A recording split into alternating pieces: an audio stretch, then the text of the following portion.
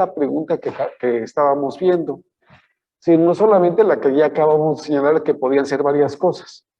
Y ya me acordé, ahorita por el tiempo no me había percatado. Déjenme les cuento que el cuestionario que se hizo, fue un cuestionario que se hizo, bueno, se hicieron 3 cuestionarios. Un cuestionario fue para determinar las características de las viviendas, un segundo cuestionario se hizo para aplicarlo a adultos y un tercer cuestionario se hizo para aplicarlo a niños. En este caso, y por lo que están viendo aquí donde estoy remarcando, este cuestionario era el que era aplicado para niños. Y entonces todavía tenía otro problema, todavía mucho mayor del que habíamos visto hace rato, porque entonces, como para un niño se les hacían todas estas preguntas, eran niños muy precoces, o sea, un niño que fuera el esposo o el abuelo, pues imagínense, o sea, estaba de locos que le preguntan si era ahí el abuelo o el suegro. Pues entonces era como, no sé si han escuchado, hay una canción muy viejita, ojalá y un día la escuchen, se llama la de Pancho López. Nunca la han oído, ¿verdad? Bueno, pues es un niño que a los 7 años casi ya es papá y ya está listo para irse al otro mundo. Pues casi es como esto, ¿no? Entonces, por eso decía que no hay una relación entre las preguntas y las respuestas. Pues, si le pregunta a un niño qué es en la casa, pues lo más seguro es que va a ser el hijo y listo, punto. No hay alternativas. Pero todas esas opciones, sobre todo para un niño, terminan siendo muy ilógicas. ¿O qué opinan allá en casa?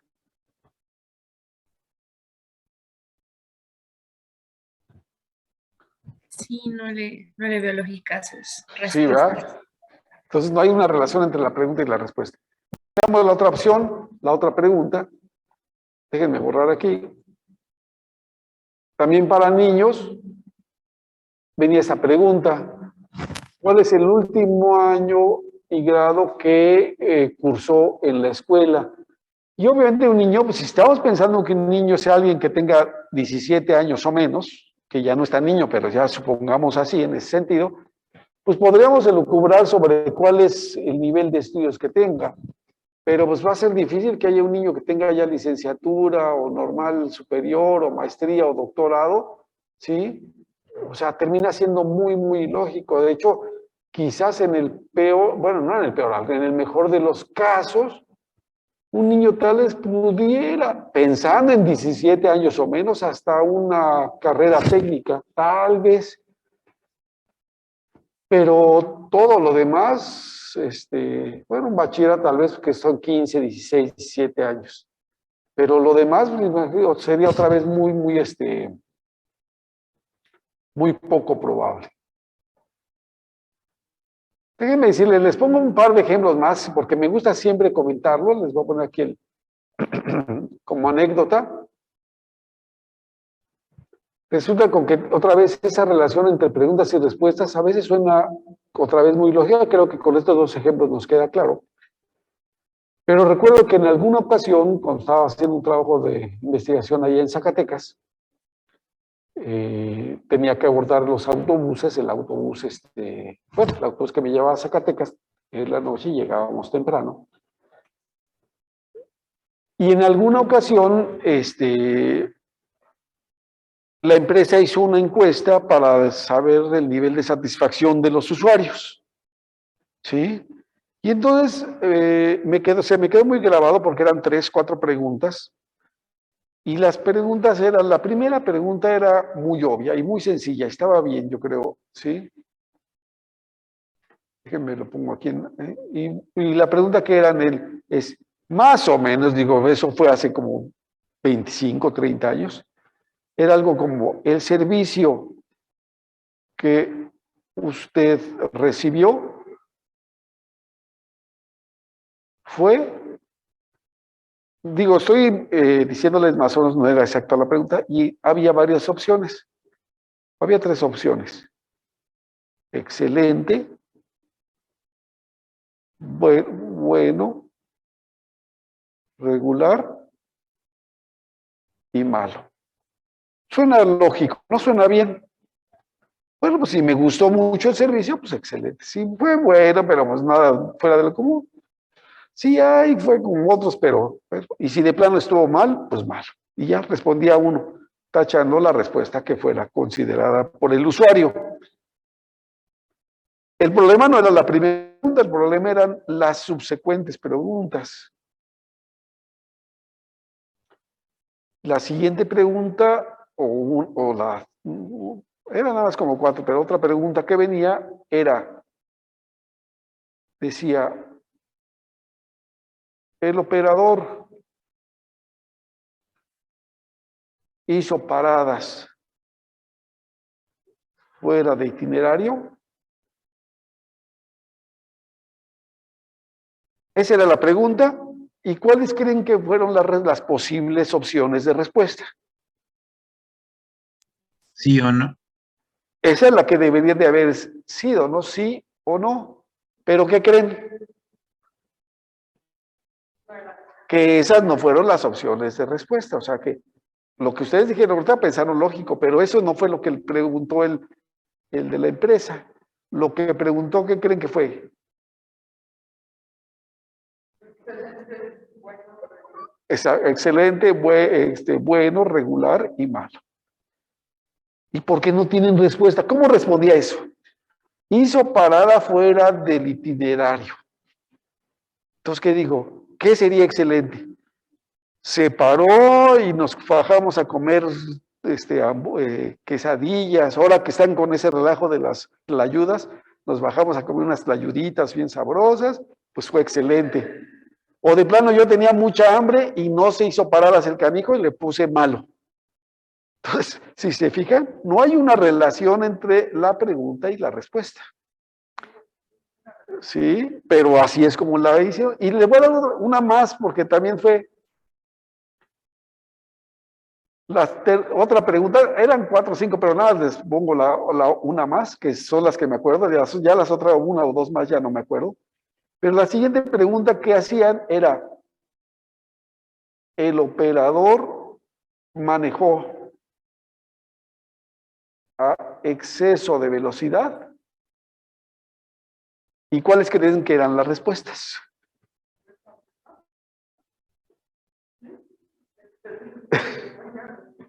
Las respuestas, aunque no lo crean, fueron las mismas. Es decir, se quebró la cabeza el que hizo el cuestionario para poner la primera posibilidad de respuestas.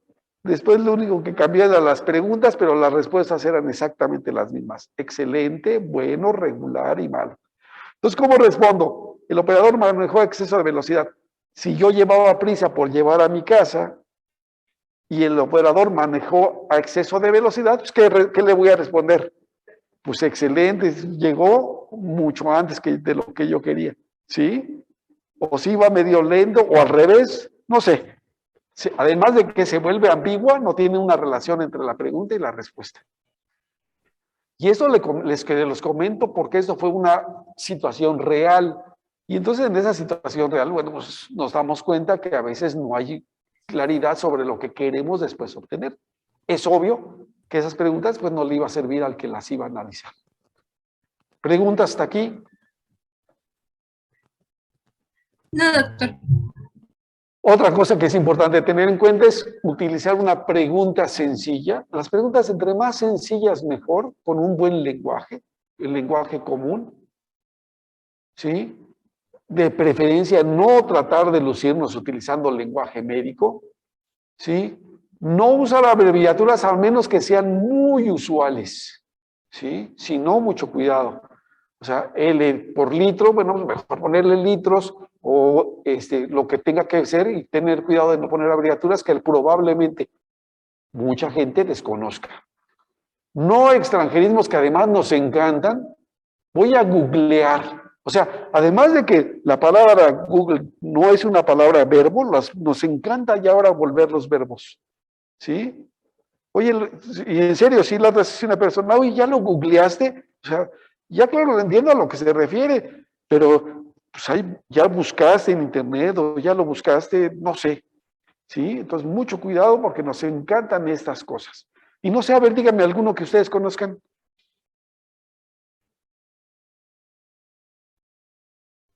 Uno que ahorita en la pandemia surgió. Y ya se volvió extenso y probablemente después se transforme como una palabra ya que entre, pero no existe como tal. Voy a sanitizar. Eso ya es una palabra tan común. ¿Y por qué no debe de emplearse? ¿Qué es lo que debería de emplearse? Voy a desinfectar. ¿Sí? Entonces, la palabra sanitizar no existe y nos encanta. Aquí en la universidad, una palabra que les encanta mucho para los cursos, voy a aperturar los cursos. Sí se aperturó. ¿Sí lo han escuchado o no lo han escuchado? Sí. ¿Y qué Sí. debería de decirse? O sí se abrió el curso, ¿sí? Entonces, nos encanta ese tipo de cosas.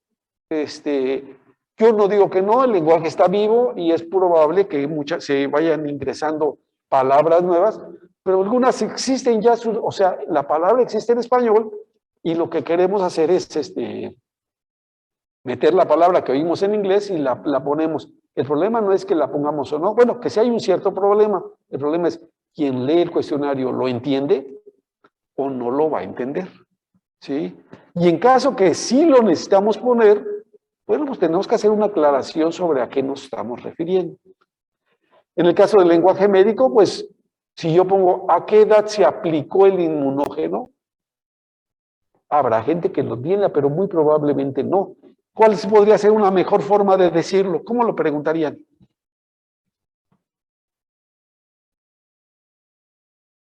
¿Cómo lo preguntarían? ¿A qué edad se vacunó? ¿A quién se vacunó? Digo, si es más común y todo el mundo entiende a qué se refiere, pues mejor. Claro, a lo mejor estamos hablando de una vacuna en particular, o si no, tendríamos que aclarar contra qué, ¿no? ¿El medicamento produjo alguna reacción eritematosa? ¿Qué opinan de esa pregunta? ¿Sí? Tal ¿Qué vez opina poner, la? Ajá. o sea, sí lo de la reacción, pero, o solamente si produjo alergia Alergia o, o pues más lesiones concreto, en y piel. dentro de la alergia, ¿qué queremos saber? Porque no necesariamente es alergia, pero podría ser, ¿sí? A lo mejor simplemente le produjo, eh, Comezón. no sé, habría que definir qué quiero. Sangrado, manchitas en la piel, puntos rojos, no sé. ¿Cómo decirlo para que la gente lo entienda? Y no me vayan a malinterpretar lo que digo. Con esto no quiero decir que seamos superiores los médicos, pero bueno, venimos a la universidad, nos enseñan terminología que no es usual en el lenguaje común, y eso no nos hace superiores, simplemente que como traducimos eso, o hacemos la traducción de ese tipo de términos, para que quien lo vea sepa a qué me refiero. Si yo refiero que tuvo alergia, es una palabra ya más o menos común, pero podría ser más específico, ¿sí? O si ya pregunto eso y si me dice que no, o si me dice que sí, a lo mejor una pregunta o dos preguntas adicionales que me confirmen que verdaderamente me entendió. Describa, si es que voy a hacerlo abierto, cómo determinó que tuvo un problema alérgico. ¿Sí? O ponerle dos o tres elementos de lo que sabemos que da una alergia para que me diga si tuvo o no tuvo cada uno de ellos. ¿Sí? Debo de tener además preguntas neutras y déjenme les digo que, por ejemplo, ahorita con eso de situaciones políticas a veces hacemos preguntas que no son neutras. ¿A qué me refiero con neutras? Que nosotros no influyamos con la pregunta en la posible respuesta que nos vayan a dar. ¿Considera que es indispensable mantener un problema de lucha contra un mal tan terrible como la rabia? ¿Creen que es neutra o no? ¿Por qué? Entonces, si yo ya le estoy poniendo un mal tan terrible, el que lo lee, ¿qué va a decir? Ah, pues si es tan terrible, ¿qué debo hacer? Pues claro que sí, ¿no? ¿Sí? Entonces, mucho cuidado de no adjetivizar, ¿sí? Sobre todo no ponerle esa, si vamos a hacer una pregunta, hacerla para que la gente diga lo que cree. Y si ya esa persona piensa que es un mal tan terrible, lo dirá, pero no, yo no le estoy, claro que es además terrible, pero ya con la simple pregunta yo ya estoy influyendo en la posible respuesta. ¿Sí? Definir códigos, puntuaciones y escalas. Entonces, precodificar todas las preguntas cerradas, por ejemplo, si yo pongo por edad, esa es una opción, no quiere decir que así deba de ser siempre. Entonces, por ejemplo, si ya voy a poner por edad en 3 grupos, jóvenes, adultos y viejos, bueno, pues siempre manejarlos así, ¿sí? En ocasiones, por ejemplo, simplemente opciones, jóvenes y adultos. Sí, lo voy a manejar así, pero lo que no puedo hacer es que si por alguna razón tengo que hacer 2 o 3 veces la misma pregunta en diferentes contextos, en uno se codifique de una forma y en otra parte se codifique de una forma diferente. O si pensamos en género, lo que decíamos, no puede ser que a veces en una parte le ponga H hembras y otra y M machos, y en otra le ponga 1 para hembras, 2 para machos, o en otra parte más adelante le ponga M de masculino y F de femenino. Si una vez que codifico, debo de estandarizar para que todo sea similar. Fíjense que yo creo perdón que salga de contexto totalmente, pero yo creo que con todo esto de la huelga, de la pandemia, por lo que aquí en el salón hay 2 pajaritos que casi están llegando donde yo estoy, 3, y hasta parece que ni me tienen miedo. Curioso. En fin, ya ven, por no venir, se lo pierden. Instruir de preferencia, instrucciones junto a cada pregunta. ¿Sí? Si ya voy a poner M y H, para que no haya duda, suena muy lógico que es lo que va a hacer cada uno de ellos, pero ponerla donde M es mujer y H es hombre, porque si no en veterinaria podría ser, y a veces confundimos, que M en lugar de mujer es al revés, porque es macho y hembra para el caso de veterinaria, como acabo de señalar. Entonces, hago una muy breve instrucción o nada más simplemente qué significa cada cosa. ¿Sí? Lo que ya decía hace un momento, el mismo código, siempre que voy a tener el mismo tipo de pregunta, tratar de utilizar el mismo código.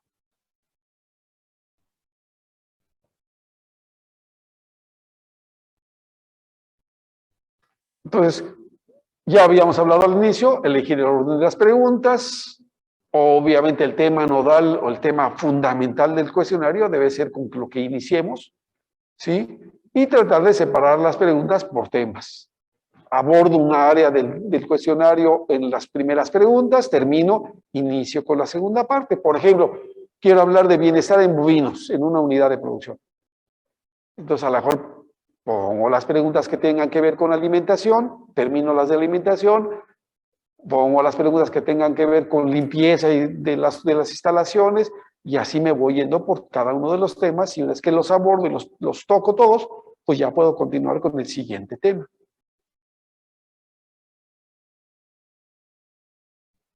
También determinar preguntas cuya respuesta puede derivar en otra pregunta o no.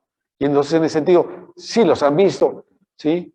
¿Hace usted tal cosa? ¿Sí o no? Si la respuesta es sí, entonces continúe. Si la respuesta es no, pase a la pregunta y se brincan 3 o 4 preguntas.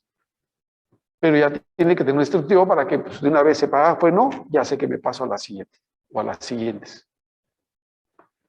Bien, una vez que ya tengo todas mis preguntas, y déjenme decirle que ahorita, para que no sea, bueno, yo sé que ahorita puede ser un poco lento lo que estamos viendo, pero la idea es que la próxima clase ustedes me van a traer algunas preguntas y las vamos a tratar de analizar.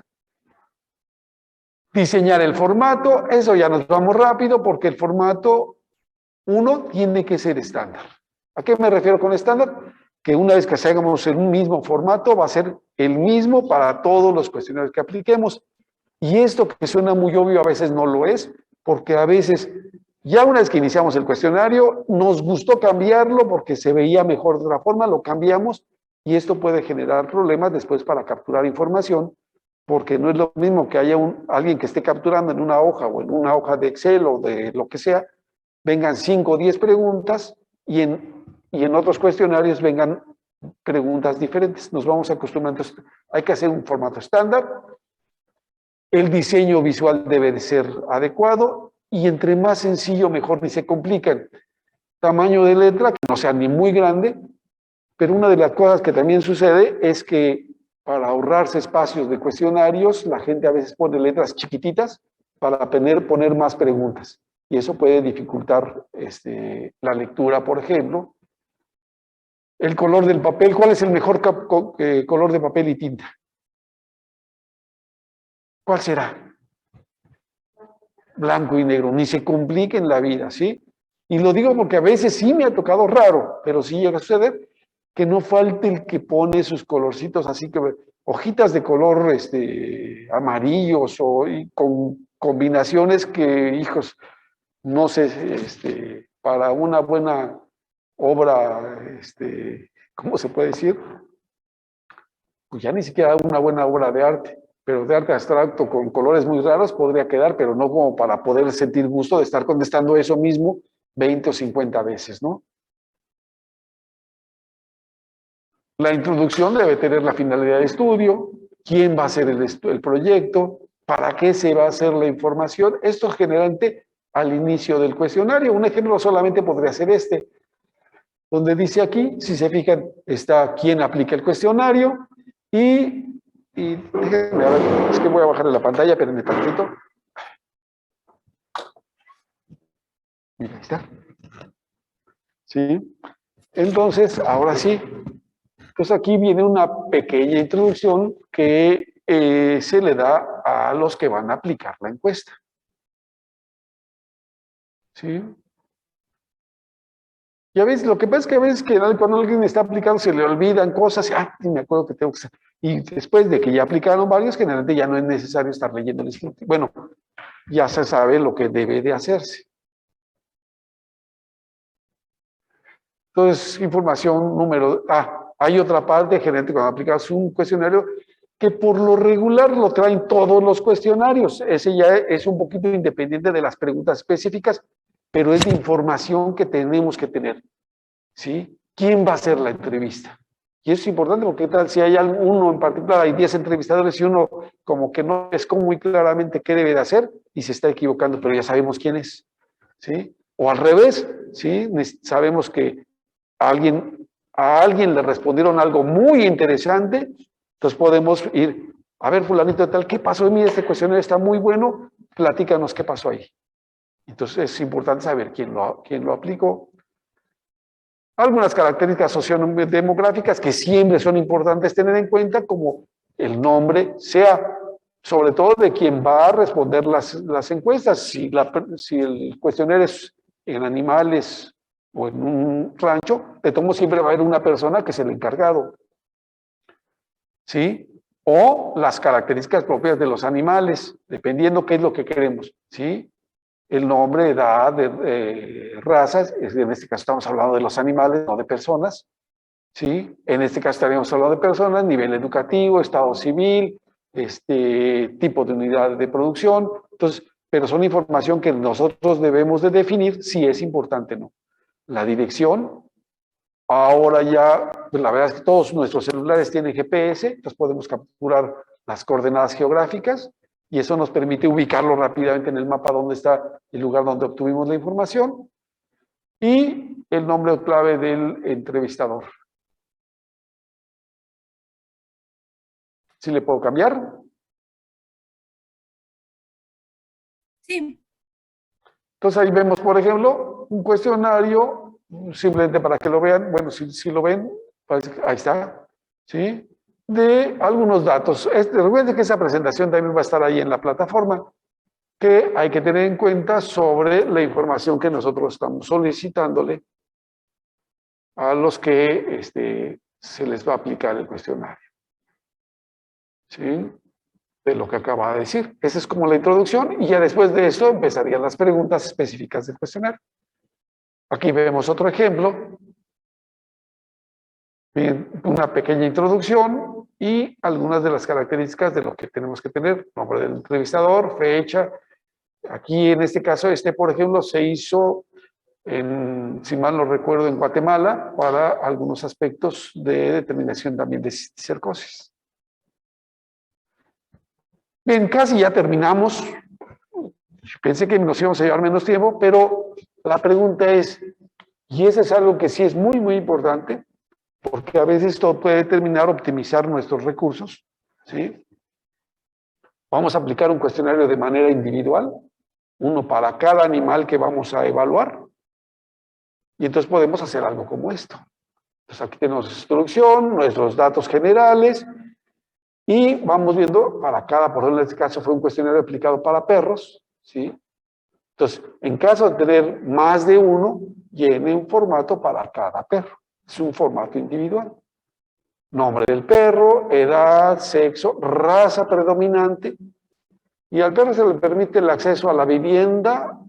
Sí, sí, por ejemplo, puede estar en el patio, pero se le permite que esté dentro de la casa como tal, en la sala, etcétera. ¿Sí? Este fue, si mal no recuerdo, un cuestionario, sí, que se hizo para investigar algunas cosas sobre hidatidosis. Por eso teníamos los datos del perro y también se le preguntó a esas personas si tenían otras especies. En este caso, si tenían borregos y cuántos, caballos y cuántos. Una respuesta individual. ¿Sí? Aquí sí tenía animales de abasto y bien.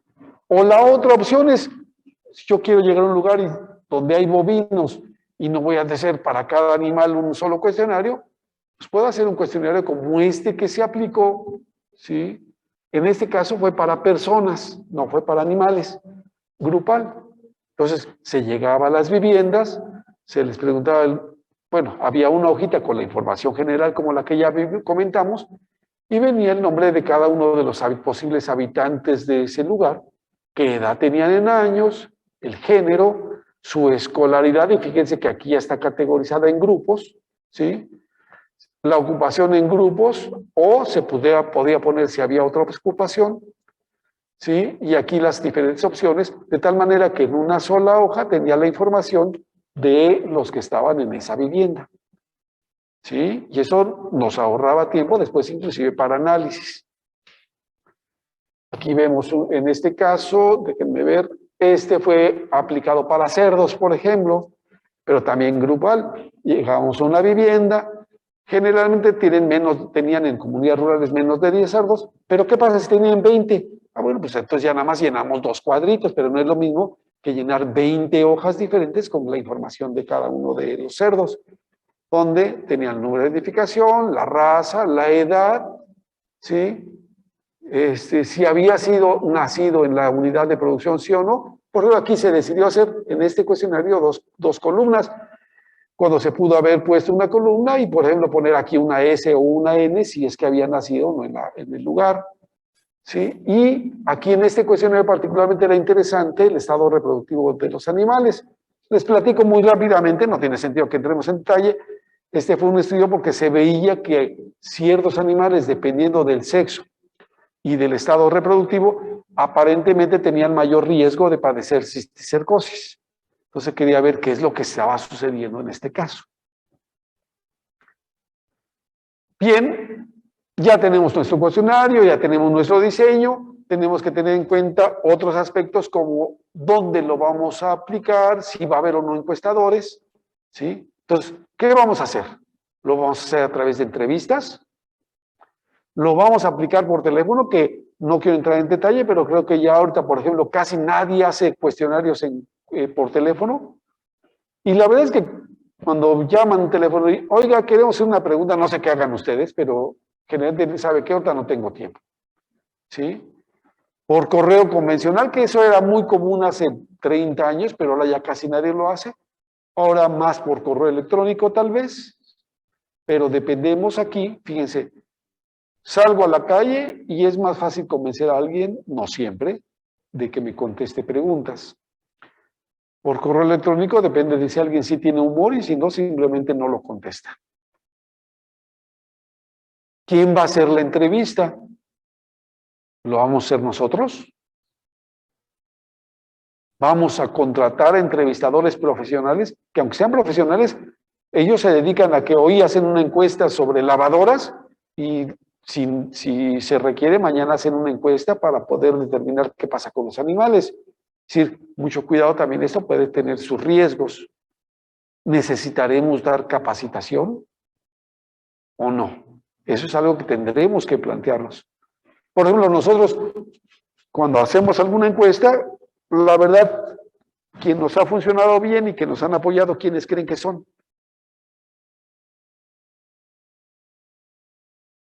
¿Quiénes creen? Allá en casita no los oigo. No siempre son investigadores.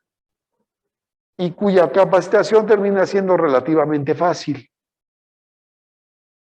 ¿Sí me oyen ahí en casa? Tal vez los mismos veterinarios. ¿Se me es que se fueron? ¿Sí me oyen? Bueno. Sí, sí se escucha. Carla comentó algo, pero no se escuchó. O sea que tengo yo apagado el micrófono. Sí. Bueno, ¿sí me oyen? Sí, doctor, sí se Sí, escucha. sí, se escucha.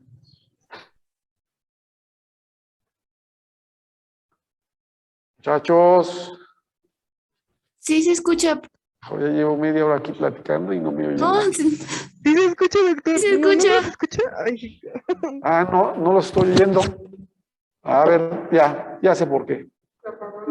Sí. A ver si se hablan ahorita, por favor. Ya, ahora sí ya nos escucha.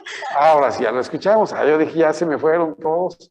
Sí, ahora sí. Entonces, a ver, ¿quién creen que son quién nos han apoyado mucho para ser entrevistadores?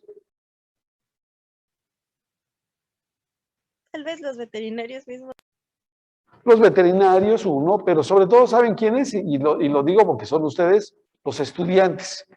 Entonces, en ocasiones, un estudiante de veterinaria, tenemos una ventaja, podemos tener un grupo, 10, 15, 20 alumnos, y nos apoyan, tienen nociones de lo que es veterinaria, saben más o menos a qué se refieren las preguntas, se les puede dar una pequeña capacitación sobre cuál es el objetivo del trabajo, y yo debo de reconocer que cuando uno es estudiante es muy entusiasta para este tipo de cosas.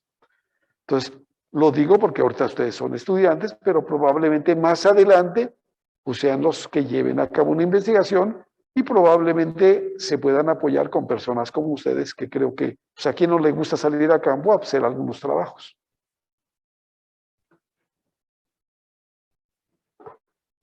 ¿Dónde va a ser la entrevista? En el hogar, ¿sí? En el trabajo, en un lugar en particular. Esto habría que valorarlo, ¿no?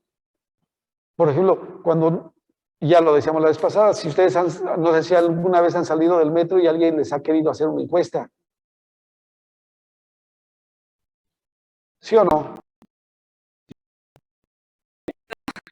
¿Y de qué depende que les digan que sí o que no? Del humor. Del humor, Tiempo que tengamos. del tiempo que tengamos. Y entonces, para saber si tienen o no tiempo, tienen tiempo, que le dicen al entrevistador, por ejemplo. Que si su entrevista es muy tardada. Exacto. ¿Cuánto tiempo se tardan? Sí, y claro, pensando en que van a ser honestos, le dice, sí, unos 5 minutos, bueno, pues va. Pero dice, no, son 200 preguntas, pues lo más seguro es que le digan que no, ¿no? Pero a lo mejor ustedes pueden llegar a la casa de las personas, ¿sí? En el hogar, y a lo mejor ahí dependerá si la persona quiere recibirlos o no. Pero si los recibe, pues a lo mejor hasta puede ser más cómodo, ¿sí? Entonces eso tendrán que tenerlo en consideración. Va a haber privacidad, comodidad y duración. Entonces, por ejemplo, este tipo de, pues, si las preguntas que van a hacer tienen cierta sensibilidad, hay que tener mucho cuidado con la privacidad.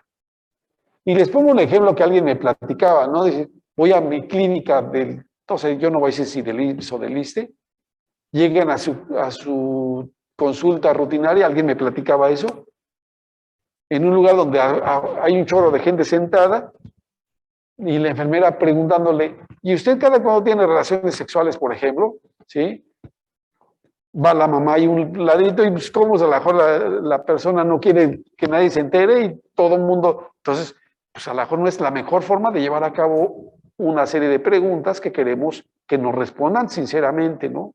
Yo no hablo si sea bueno o malo, simplemente que hay cosas en donde la privacidad es fundamental, ¿sí? Entonces habría que tenerlo en consideración.